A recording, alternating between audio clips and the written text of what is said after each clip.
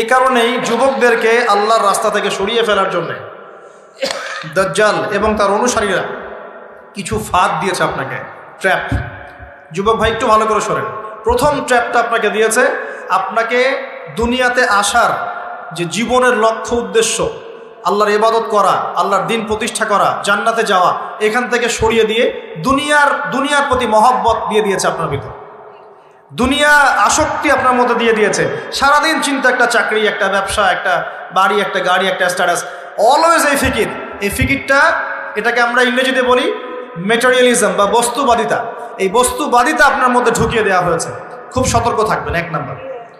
2, আপনার সামনে নারীকে সহজলভ্য করে দেওয়া হয়েছে। মেয়ে নারী, এই নারী জাতিকে আপনার সামনে সহজলভ্য করে দেওয়া হয়েছে। অনলাইন অফলাইন যেখানেই যাবেন, নগ্ন নারীকে আপনি সামনেই পাবেন।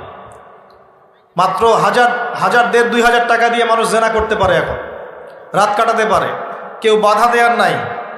কিন্তু যদি হালালভাবে বিয়ে করতে চান, পদে পদে বাধা পাবেন না, পাবেন না? হালালভাবে বিয়ে করতে চাইলে পদে পদে বাধা পাচ্ছেন, কিন্তু জেনা করতে গেলে আপনাকে কেউ বাধা দিচ্ছে না। একটা ছেলে চাইলেই হোটেলে রাত কাটাতে পারে এখন। আর এখন ফ্রি মিক্সিংয়ের যুগ, আর ছেলে মেয়ের অবাধ মেলামেশা।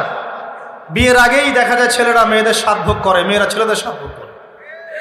এবং এই পরিসংখ্যান দিন দিন বাড়ছে বাংলার মাটিতে, বাড়ছে না?